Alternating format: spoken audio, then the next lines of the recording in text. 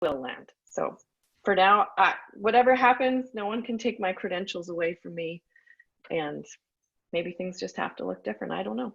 Yeah. And I have to say, like, I feel like we need to do one of these sort of snaps that you just said that, right? Amy's doing it.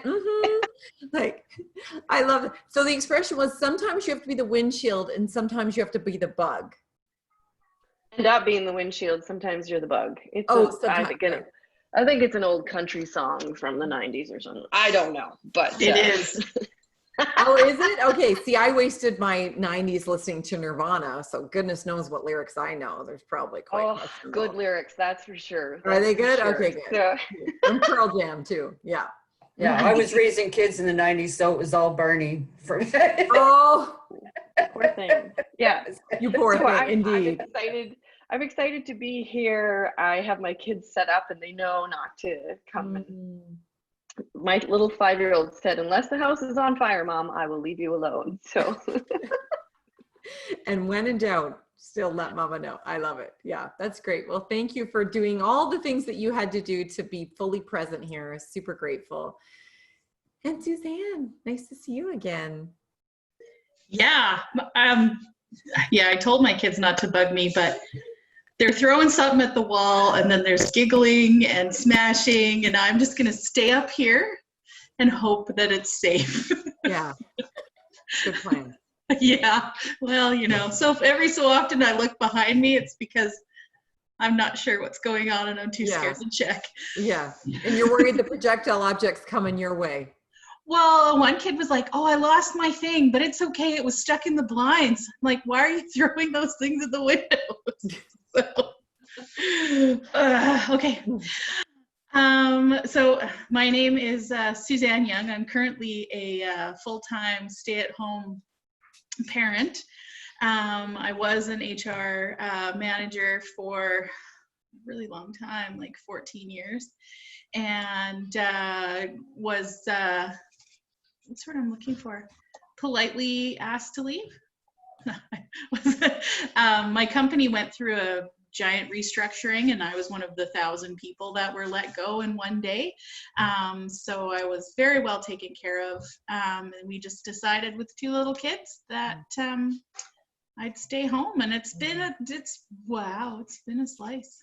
Mm-hmm. You definitely use a different part of your brain. Mm-hmm. And I'm really excited for things like these because I get to use the parts of my brain that I don't always access on a daily basis. But I tell you, my organizational and scheduling skills are very highly honed at this time. I love it. That's good for no matter what your role you're in. You definitely want that. Yeah. Sorry, and I didn't mean to distract you, but it looks like paint samples on the back wall. Yeah. Very cool. Or opinion? I had a buddy that painted her house, and when she painted it, she realized that the bright coral that she had chosen was more of a flamingo pink. And so I thought, well, I need to repaint, and my walls are brown. Well, that wall is brown.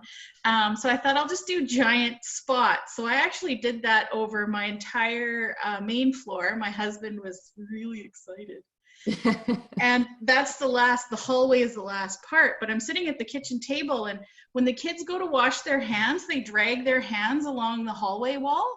And I thought, why am I going to repaint that while they're still so gross? So that's why there's splotches and not a nice color. See, the color behind me is a successful color. Right. That's just, it might be just to drive my husband a little crazy. Right. Oh, I like that. We're getting very honest with each other today. I'm loving this level of realism. This is so good. Well, I'm honored that you're all here because, well, I mean, besides the fact that you're all fabulous, and so it's an honor to spend time with wonderful women, and also it's, some of you have talked about how it's been a really challenging week. So maybe there's something here that we're going to talk about that will help to process. Not process because we're not American, process because we're Canadian, some stuff that's going on in your world. And even if it doesn't, you get a chance to hang out with cool women who totally get you. Yeah. So this is a really big, as you probably know, this section of the book is really the biggest section of the book.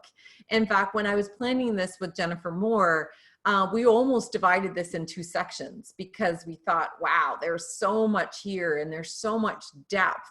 And at the same time, you got the questions. So we'll kind of touch on maybe each of the aspects of that mindset of being failure resilient, and knowing that, of course, we can come at it. And this is one of the things that I hope everyone appreciates and that you took from the book is whether you come at it, with that acquire standpoint, you come at it from choose, connect, expect, progress, transform, any one of those things is your own anchor for resiliency. So I think what I'd love to start with, and again, forgive me because Amy, you've probably prepared thoroughly for this conversation and you've got answered. No, okay, good. All right, now I'm not going to feel guilty about asking you a totally winger question. And that is, if you had to look at each one of those as your anchors, inquire, what do I need to learn? Choose, how do I choose to go forward? C, connect, for the other C for connect, how might my failure serve others, connect with others? E, how can I be expecting this, or this actually set me free? P, what do I want to do next? How can I make progress? Or T, what is now possible that wasn't possible before? Is there one of those that is a bigger anchor for you in your life?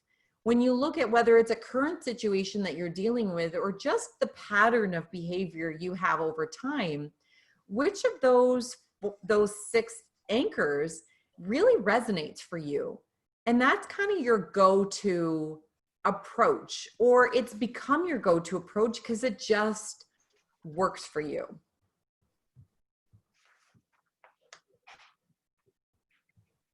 I can't answer that one. Oh, I knew you could. I know, right? It's one of the things I do. I like the connection one, and I tend to focus on what we can do as a group to make a situation better. I never want to. I lead a group of people in the college. We're called brand ambassadors, and I'm supposed to help them learn more about the college. And so when something doesn't happen or when they're learning new things, it's always how can we all process it, and we work as a team. So yeah. That works the best for me, is for us to look at how we can do this and together, and how we can make the changes that are necessary or learn from what's just happened. And how have you found, Amy, that builds resiliency? How does that kind of give you the insulation to keep going, keep trying, even if there's a roadblock, an obstacle, or challenge? Gosh, now that's a hard question. And it just works for me. It's something that I can come back to. There's always a way to, for me, there's always in the back of my head that that everything works out for a reason. So I've never ever thought this is it. This is the failure that's going to keep me on my butt. It's always been, so how am I going to move forward from this? Everything's always going to turn out. So even if it's not the way I like, it's a way of it's going to turn into something I will like eventually, or I will have learned something and it'll take me down a path. So yeah, connecting with others.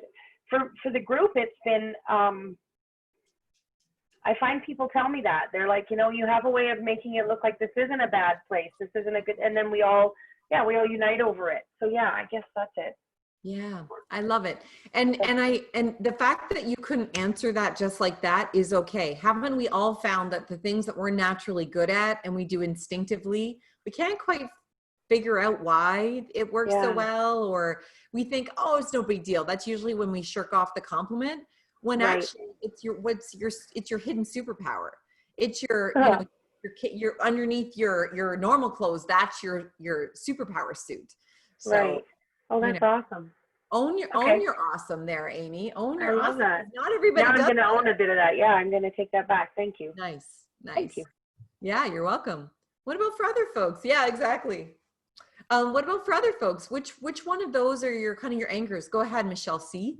For me, just looking down through them as well, I think connection definitely has been a big part. And just to speak to Amy's, I don't know why thing, so many, as you said, things that we do naturally, we either shrug off because we assume that everybody does them because it's no big deal, because it's just a natural thing. And it's not a skill we have to develop, because it's just part of, I think sometimes if we don't have to work hard at something, we think it's not as valid as if we had to slog through it or learn it, or it comes from somewhere outside of ourselves. I think a lot of times we take those skills that we have as part of our natural personality or being, or how we have managed. Let's face it, if we've got to this point in our lives, we have survived a lot of stuff. The lessons that we've learned and how to navigate them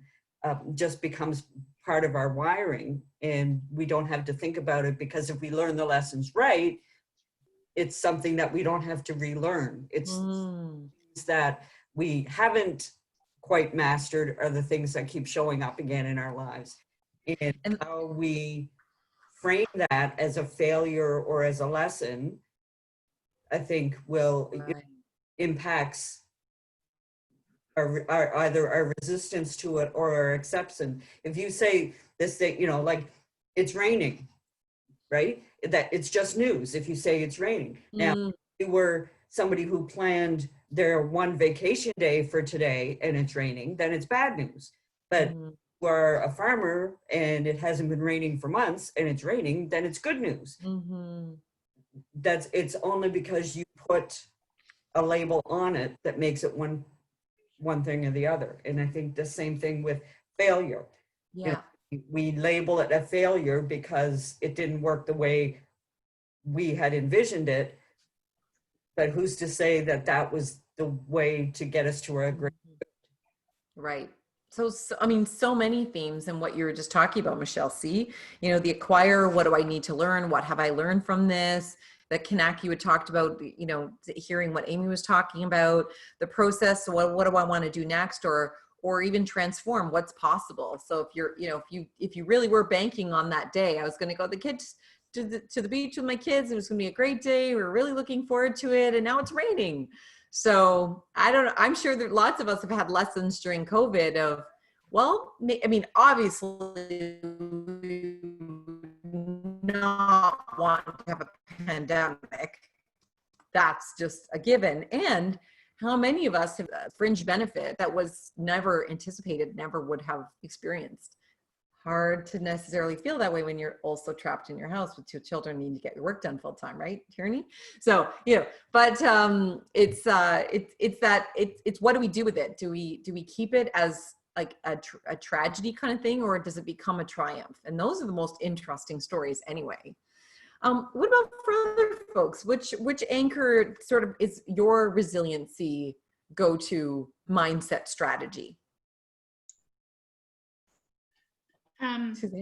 Yeah, you know, nothing makes you feel like a failure more than, you know, getting severed, at least in my opinion, because, you know, and being an HR person, I did a ton of severances, and most of the time it has nothing to do with the individual that you're letting go. It's a numbers thing, which is highly impersonal, but it is what it is.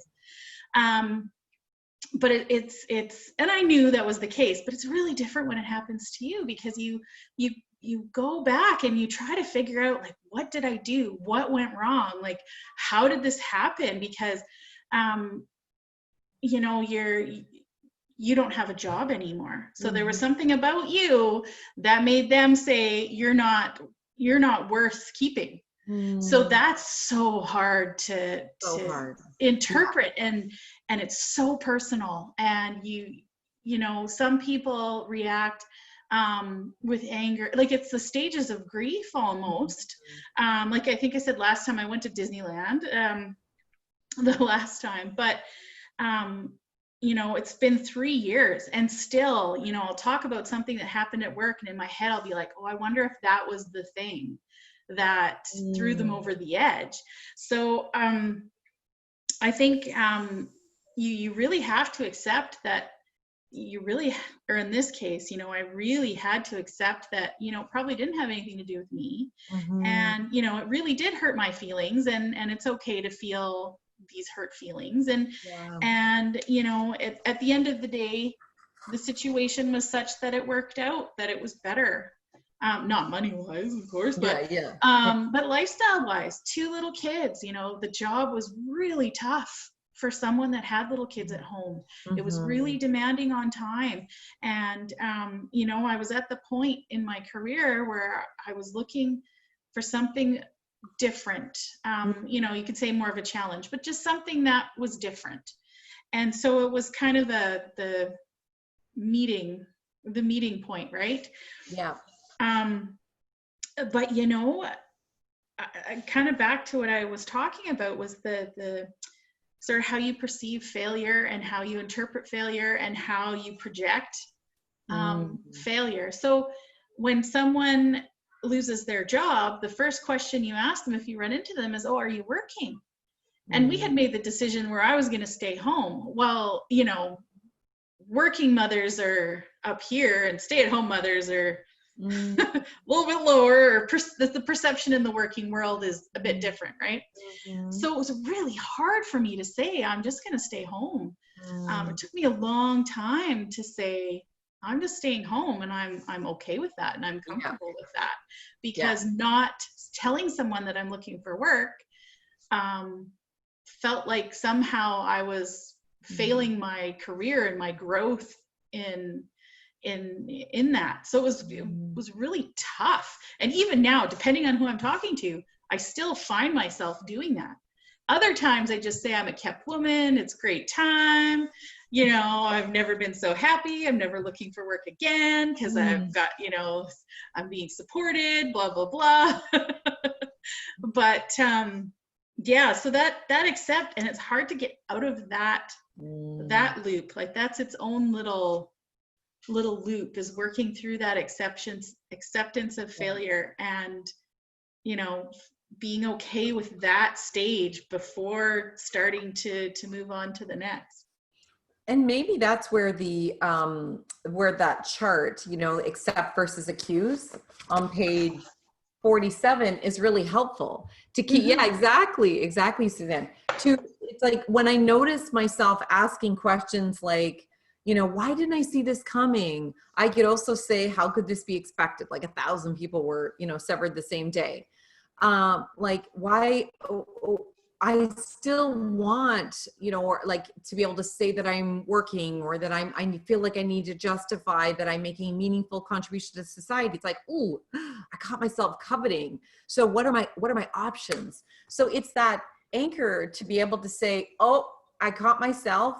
And frankly, it's not necessarily you, it's the internalization we have over years. I can remember my mom, who's a working from home mom. She's a stay-at-home mom. And I had an amazing childhood because of that.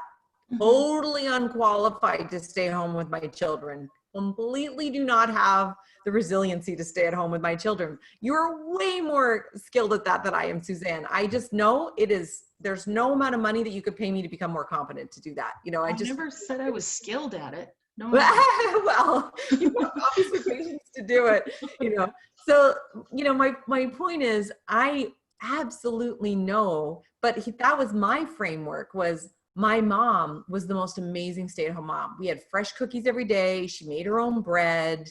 We had the best childhood. I kept feeling like I was failing my kids by going to work. So it's like, what's the mental model on our external environment that we've grown up with and we've internalized it? And then we tell ourselves a story that that's the way we need to be. And then we get into when we deviate from that, that's the way we should be. That's when we ask ourselves the accuse questions, and we are resistant, and we get defensive, and we have like strain and stress. And then, but the cool thing about having that juxtaposition is we can also notice some of those negative thought pattern loops that can happen, our mindset, our resistant mindset, and shift to a more resilient mindset, because it's like, no. Like in your case, I chose to be here. this was not like a backup plan. I could have gone up and got another position, but I chose here. I chose my kids. I chose this time in my life. Work is available for me when I choose it. I chose this. So it's that which questions ground you and being able to stay super, super resilient. And similarly, what questions, and they could be different questions that are in here, what questions trigger me? Or do I notice I say to myself, that's really just a manifestation of external norms and regular, what I've grown up with, or what other people are expecting of me, or the story I'm telling myself about what other people expect of me, which is actually totally actually my story, and not actually, sometimes it is totally their story and they're creating trouble. But sometimes it's just our own narrative that we're projecting onto other people. So, I love how positive you are, Suzanne, and how intentional you are in your life, and that you are looking at being able to be really confident about your answer every time, whether it's a fun, cheeky one, or it's a confident one with like this is just the facts, ma'am, that you've chosen home. And that is still employment. It's just not the kind that has the really juicy paycheck necessarily, but I miss that. I miss that. Yeah. That's the only part I really miss, actually, is the money part. After a while you get used to, it's different stress, to be sure. Yeah. It's not an easy gig. Yeah. But it's your gig. It's my gig. It's your gig. Well, it's their gig. I just try to corral it a little. I love it. And Michelle H., I'm thinking this is kind of in that similar mode to what you're doing. It's like you've got boundaries, what you value, what you want out of your life and out of your career, and you're being pushed to have a different narrative. No, we only work full time in this organization. Or you don't work here at all. So is there a lens from this section around mindset that's been helpful to you in what you're working through in those external pressures this week? Definitely not taking it personally. Like it's not a reflection of me and the services that I've provided for 14 years, or I'm choosing not to believe that. Rose-colored glasses. Imagine it is. There's a whole other route if that's what it was, and it's not. So you'll see your Michelle twinsy. She just clapped for you that you said that. Thank you. Yeah. I could look at it like I could just lay down and lick my wounds and feel really sorry for myself, or I can use this as an opportunity to learn. And so, I took the appropriate avenues to appeal, state my claim. I have a union that's behind me, but I kind of running out of options. But the last P word that you said, was it plan? No, what was it?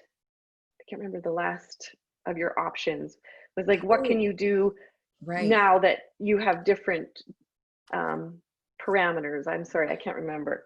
But it makes me think like, okay, well, I can maybe be finally free of a school district calendar. Like for 14 years, I've always known when my days on are and my days off, and there's no wiggle room. Like you get Christmas off, you get spring break off, and if you have a family wedding in April, too bad, you can't go. So maybe being less rigid about my schedule. I don't know. I just have to be open to where things can take me now. I don't know if I didn't have the spark in my life and other pieces that I'm accessing, I think things would be dark for me and very different. So I appreciate this wonderful twist of fate to have all this in my life supporting me from a distance. So I draw on that. On that. Yay. Well, and there's that connection piece again too, right, Amy? We were talking about is like when you've got people around you that are so in your corner, it's a lot easier to maintain perspective and to, and the P was progress. What's the best way forward? And the polar to that and the accuse is S, stuck. Like there's no way forward. So, and what I just heard was this super resourceful curiosity around, actually, if I didn't see this as the only option or the best option in my career at this point in my life, what might open up to me if in fact I chose, not just they pushed me out, but I chose to step into this next phase of your career? Mindset that I'm trying to go forward with. I mean, I haven't made any decisions, you know, out loud, I guess. I don't know. I'm still processing this because I really thought it would go in my favor when I poured my guts out to the HR guy, and like, your wife's in the same situation as me, and like, come on, have some empathy for her and me. But I tried. I mean, all I can do is try. Yeah. So one day you have to muddle through the emotional part of it and then come out with the logical side, right? But I do say, once you go elastic, life is fantastic. Yeah. So I haven't worn pants that button in like 3 years, and we went to a Christmas party, and I'm like, oh God, I only have pants that button that are nice. So I went to put them on, and I was like, oh, they fit. Okay. Phew. Okay, that is one of my favorite things I've heard this year. Once you go elastic, life is fantastic. And you know what I thought, you know, because I'm so sorry, clearly I'm not an active listener, because I was immediately putting a meaning to that. We are meaning making machines as humans.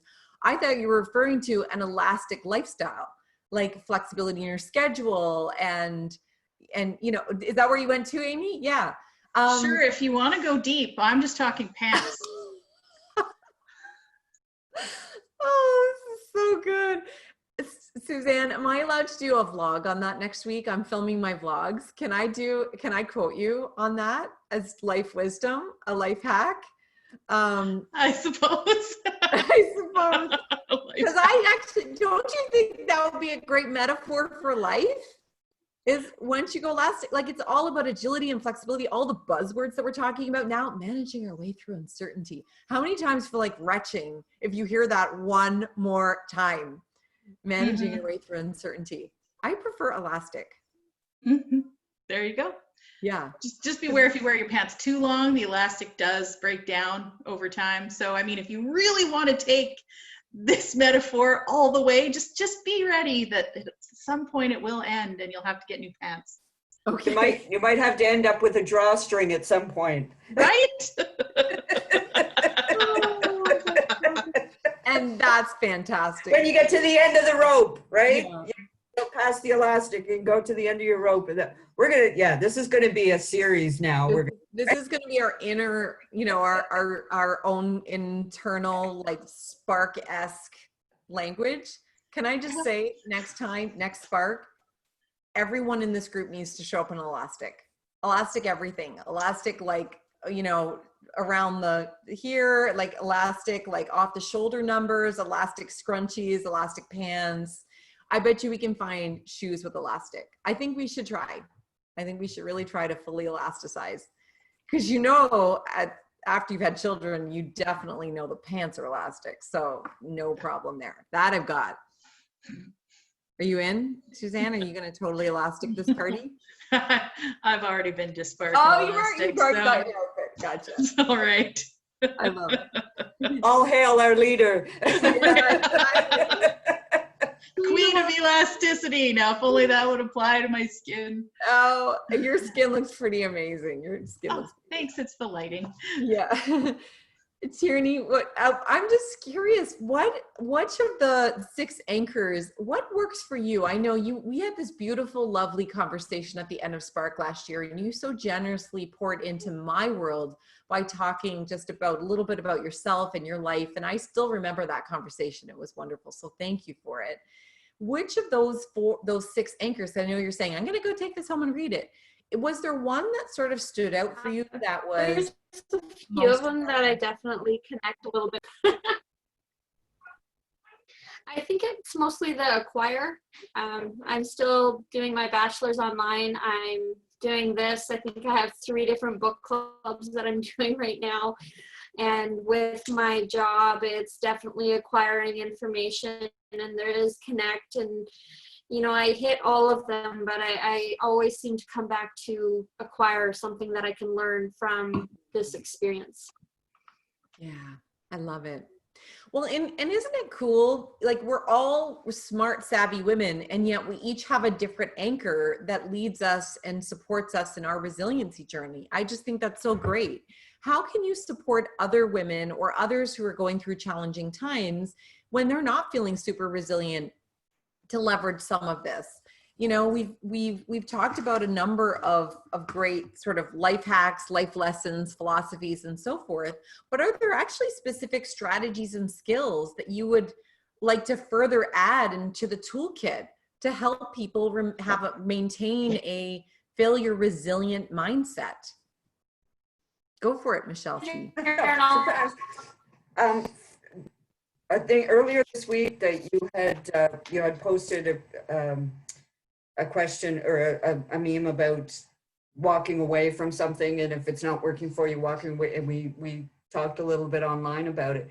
But I think when I saw that, and of course I've walked away from things and people, but that the part that we tend to skip over is, just as Michelle and Suzanne have talked about, that indecision or that emotional connection to what was, even though you know it's no longer working, still tied up in what your role was in it, what your identity is as being part of that. Each of us introduced ourselves by what we do first. So, we all have the ability to say, I am Michelle, I am Suzanne, I am whoever, and to identify ourselves in our person by the thing that we do. So, yeah, like when my husband and I closed the franchise that we had, we knew for months before we did it that we needed to do it. We talked to everybody about the decision to do it, and everybody said, yes, you got to walk away and just leave. And it also almost became like a flippant, yes, just walk away from it, drop it. But because it's been your identity, it's been where you put your energy. You wouldn't have gotten into it in the first place if you weren't passionate about it or had some calling to do it. Walking away from all of that, there's always that fear of, am I walking away from me? My suggestion is, no, you're not. You're walking towards a greater version of you. And we don't always see that because we can't picture what we haven't seen yet. We only picture who we were as that person or in that role or whatever. So, I've worked through being a mother of kids to an empty nester to, lots of versions of myself. Just because I'm not those things anymore doesn't mean that I am less than for not. It just adds another page to my resume. Girl, oh, did anyone get goosebumps? Oh my God, so resonate with that. How do you detach? And I mean, we are so primed. I stepped right into that trap because I suggested that we introduce ourselves based on our role. So totally, absolutely. I fell right into that identity trap too. And so thank you for that. It's sort of, that's another ism, maybe workism isn't like it's an invisible ism. So I just a little tiny note, thank you. I will be better off just from that one little sort of nugget. Thank you. And you're right. The identity piece is so huge for us. When we have defined ourselves through a role, through whether it be a paid role or unpaid role, it becomes a part of us. Walking away is tough. So I love your advice about what am I walking to, as opposed to what am I losing or what am I walking from? What am I walking to? Michelle H. That resonated with me about the identity piece. I've been working with kids with special needs for my whole career for 14 years. And if that's not a heavy anchor, I don't know what is, because there's a lot of kids and definitely not a lot of resources, especially in our smaller, more isolated communities. And so sort of that guilt that you feel because it is a heavy load to support all these children, and they're all worthy of support. But I think at this point, I think I've surpassed that, and I need to look beyond that, because I feel like it's suffocating me. And I would, don't walk away, just walk forward. I like that idea. It's maybe I'm more effective if I can help a smaller amount of children and families. Something that's definitely come forward during COVID times, because we had to spin our way of servicing children and turn it to digital, which we've never done, ever. And so I've been able to connect with children and their parents, because their parents have to sit with them to get them on the computer. And so I've never connected with parents before. And so I'm like, this feels a lot better, because the parents are with them all the time, or most of the time, and the parents are their greatest teachers. So can I help the child and their teachers at home and support that way? And granted, that scale was a lot smaller than what I normally do, but it just felt a lot more effective, felt a lot better. So that's well, if you think about the way invention works, it's that there's this curiosity, or there's this unmet need, or there's this possibility in the world, and somebody is curious enough to keep at it until they figure out how to fill it. And sometimes don't know about it. We didn't try to, we didn't want to. Like Michelle, you wouldn't have picked having to work at home and be in COVID and union negotiations and all of that stuff to find it. And imagine if you create the most scalable, sustainable system to help parents of kids with special needs. And wow, what if that actually reinvents accessible speech language pathology in Canada or across North America, dare I say globally? And maybe you wouldn't have done that had it not globally, just across North America. Okay, that's fine. Yeah.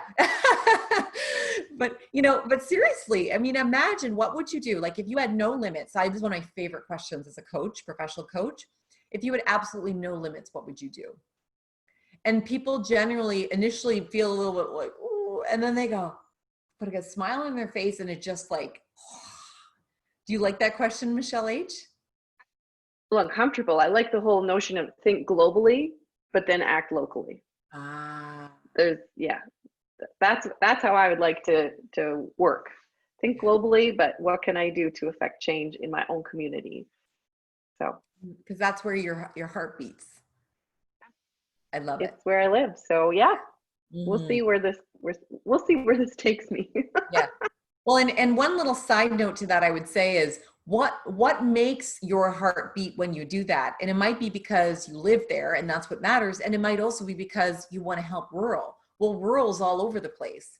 Or you like helping those who have less access to resources. Well, that issue exists even in in cities, but in, pockets of underprivileged communities. So I'm not trying to say you should do that. It's just sit with the curiosity about, what is it that excites me? What is, when I really live into that question of what's important long-term and what's the best way forward, just be so curious, my friends, with that. That's where resiliency lives, in that total place of curiosity.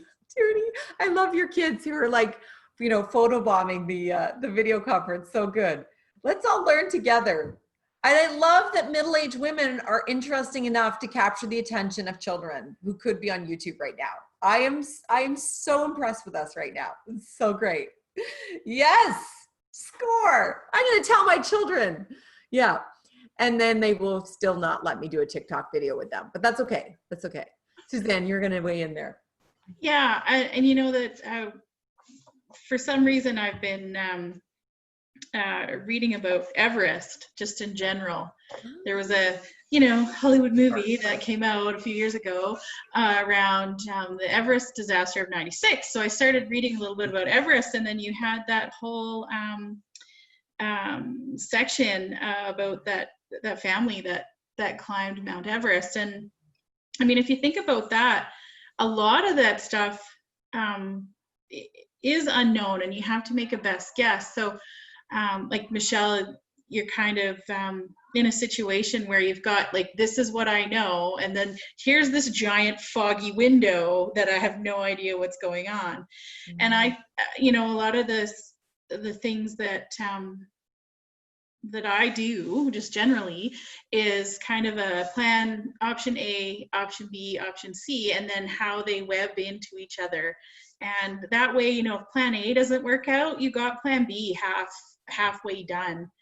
And I think that's kind of that Everest story. Now in Everest, I mean, you know, where your goal is, you want to get to the top of that place, but there's so much uncertainty on the way that you have to have several contingency plans, and they're not all going to work out, and that's okay. And when there's gaps, you figure out, you know, you got to know what you don't know and accept that you need help. So that really resonated with me. But a couple of days ago, sorry, I'm chit-chatting away, I watched a video by Arnold Schwarzenegger, and he said there is no option B, it is always option A, and you are not allowed to fail. And I was wondering if anybody saw that video, and I was curious as to how that resonated, because I'm thinking, you know, if I pick apart his little speech there are places where he failed. He was just super resilient. And didn't recognize it as a failure, but an opportunity. So while his advice, I think, was hardcore, but I think, I don't even think he was so resilient to failure that he just recognized it as an opportunity, and he was going to succeed no matter what. And this is the path that he went. And if there was a rock, he went around the rock. So I don't know, but. That was beautiful. And Tierney, you just found a spot from the book that resonated with you, I think, related to that. You want to unmute yourself? Yeah, when Suzanne was talking, that was what popped out. And I feel like I'm always pushing up against that frosted glass, that wall. And it's just right there. And I need to work on it. And I was just informed that my daughter put hearts over our house. So that's what I'm doing after our meeting. De-hearting your house? No. Yeah.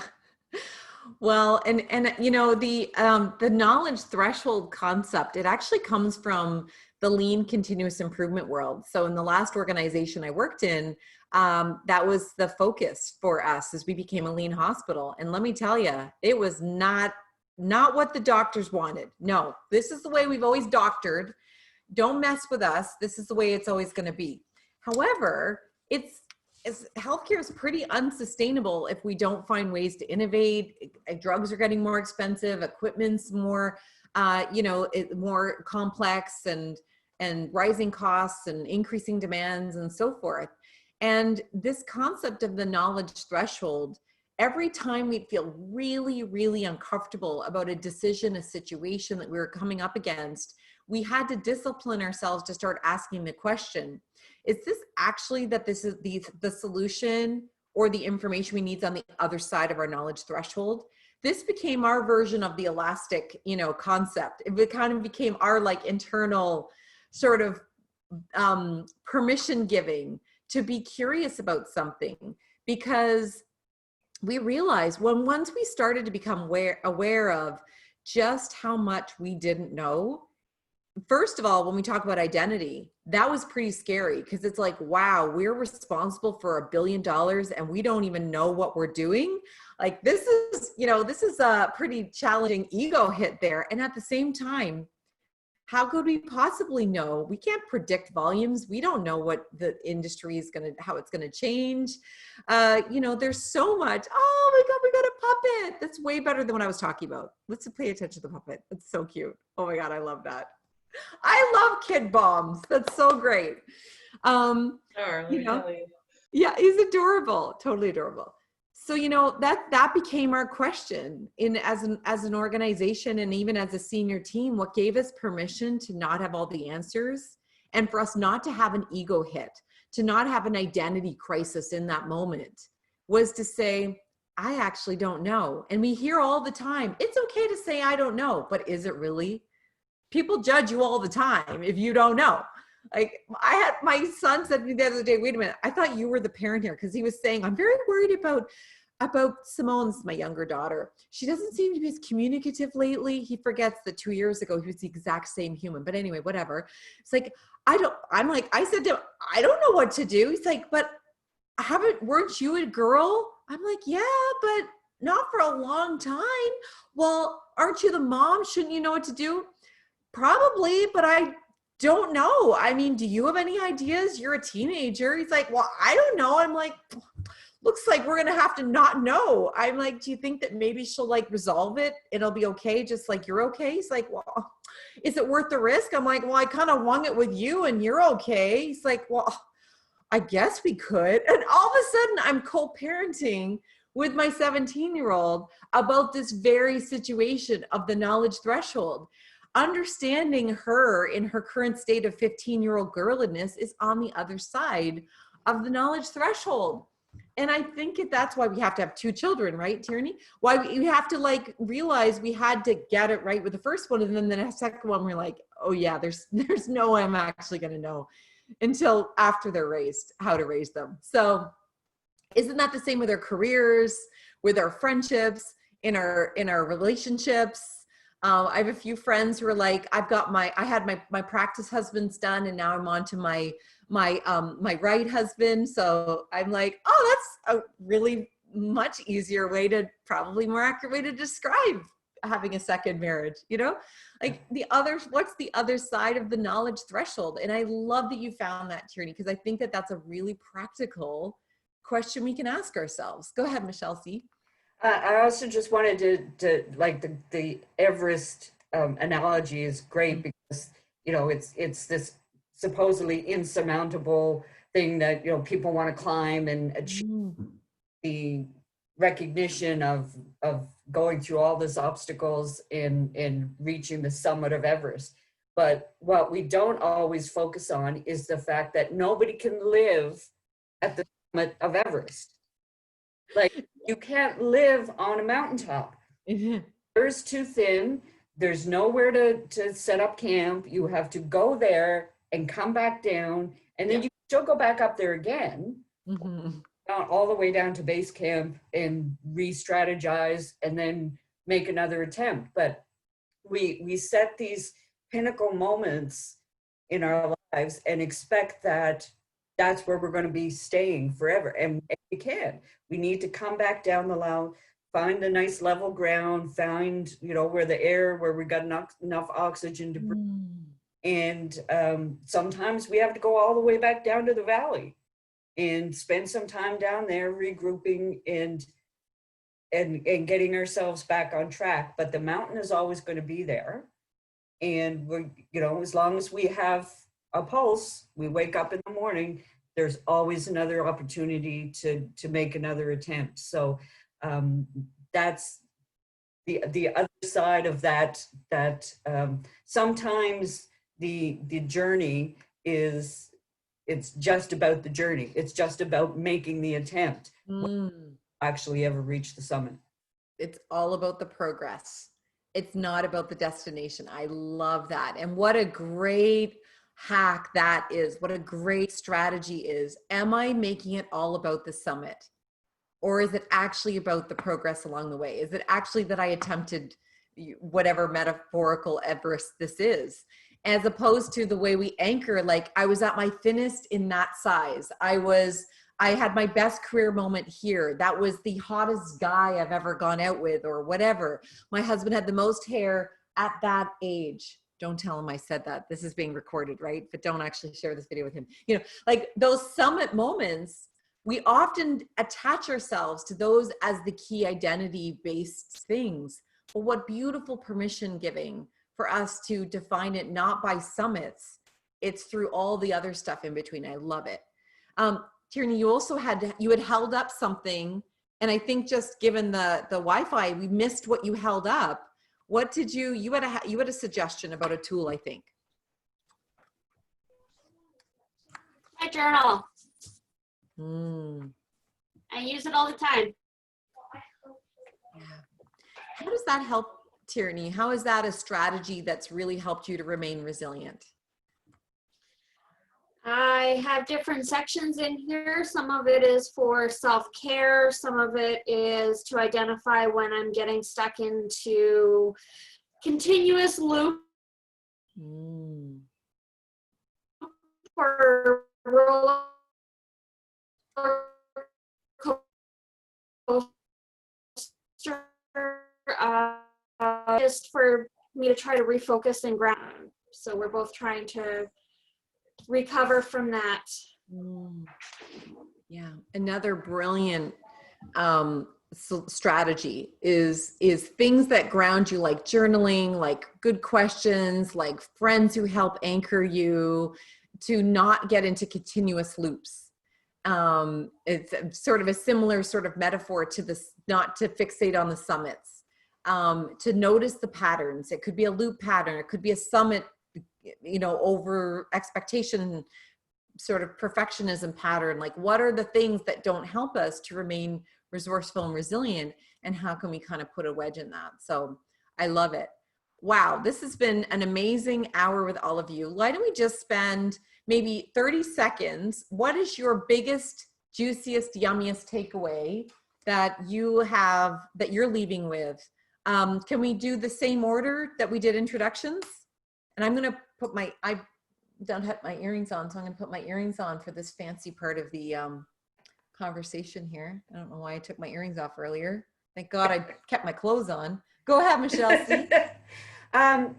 The takeaway for me is, again, just we know what we need to know, and building on the resilience. I always say we teach what we need to learn. So going back through all of the things that I've shared with you is all the stuff that I'm like, oh yeah, you should probably be remembering that. So for being there so that I can teach myself as I'm sharing with you. Yeah. Thank you. Awesome. Amy. I wrote a few things down. Go ahead, Amy. Sorry. Tierney. Go.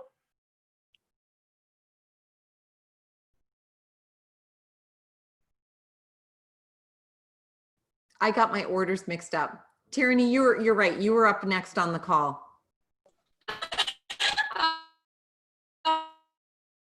Okay, I'll go. I think for me, it was about with. Okay, the biggest piece for me was the identity, and with what Michelle Collins had talked about with, if I'm leaving something, am I leaving a part of me? Walking towards at Christmas last year, and where our family looks now and what we're okay with. Right? Thank you. Hey guys. Awesome. Thank you. Amy. I wrote a couple of notes down. The one that stuck with me was the emotional attachment to what we do and learning to let go of that. And then the other one about it's all in the progress, not actually the final result. And because I always focus on that. That's my, I would say that's my Achilles heel. And I'm always worried about what it's looking like at the end. And if I'm not, even though I'm progressing, if it doesn't look anything like what I thought, I tend to get more frustrated. So I need to learn to break those little steps down and to know that I'm doing well. Even if it's just writing down that I tried to work out 3 times. So this is my argument. I want to get healthier. Yeah. So it's not about losing weight. It's about, like, because I saw a video of this guy from COVID, and he was 190 pounds, and he was so muscular. It was on global TV, and he was on a ventilator for 6 weeks, and he lost 50 pounds. Like, it was insane. And he was a healthy man, and it did that to him. And I thought, I'm so unhealthy, and I already have the underlying asthma condition, so I'm terrified to get COVID. I didn't think I'd be the person that would be happy to hole up at home. I honestly didn't, but I am. Mm-hmm. But it's maybe if it's that working through that, okay, I worked out 3 times this week. I went for 3 walks. Not that I missed one. It's not focused. Yeah, I did that. No, I didn't lose 3 pounds this week. And I still have to stop 5 times coming up that stupid hill that I live on. It's okay. All right. I'm not up to 4 times. Like, I'm trying to stop less. Yeah. And it's okay not to be there. So yeah, thinking about those goals. instead of focusing on the end result. I love it. Yeah. And Thank why you. it's important. It's like, I'm doing this. Here's the thing is what I've learned so much about some of these things, whether it's like weight, whether it's like, you know, if I actually stick with my self-care routine, if I actually put moisturizer on my face versus just wash it with soap and walk away. And then I'm like scratching at my face. It's all really what it comes down to is, have I made a commitment to myself, and do I keep it or do I break it? That's like the bottom line of almost every single time when I don't take care of myself, I've broken a promise to myself. So that's how I need to set goals for myself in the future is this important that I'm making a commitment to myself? And if I'm not making a commitment to myself, it's not important enough to set a goal. It's just like, oh, I'll do it then if I feel like it. But if I make a goal to myself and I make only a few of those so that I keep them, that's what it's about. It's not about the hill. It's about me. And then we have to feel worthy enough to do it for ourselves. Right. Thank you. Yeah, exactly. Yay. Yay. Awesome. And Amy, you are worthy enough. So Thank you. I need to hear that sometimes. Thank you. Good. Well, don't we all, right? Exactly. Michelle H., were you on next? I can't remember anymore. Order. Yeah. Yeah. Okay. I like what you said about showing up. Showing up for yourself first and foremost is important. If you can't show up for yourself, then you can't show up for the others in your life and give it all that you've got. So that's important to me. I did enjoy Suzanne's elastic, fantastic perspective. I that'll stick with me for a while. Yeah. But one thing that did strike something in me was when Suzanne was saying I'm just a mom. I'm just this. I'm just that. I'm like, no, you're not just. You aren't just staying at home. You are staying at home. You're not just a mom. No, you are a mom. So I'm like, come on, Suzanne. You are more than just. Yeah. Sorry, I'm still a work in progress. Yeah. Yeah. You are fantastic. Yes. Elastic. Yes. So fantastic. You deserve your elastic. Yeah. Suzanne, what about you? What are you taking away from our conversation? I actually wrote down a question. So I guess I have to answer it over the week. But why do we identify ourselves by what we do? Is your job truly what makes up your core identity? And how should you change how you introduce your identity to others? So that's my deep thoughts for the week. Nice. Yeah. I love it. I love your deep thoughts.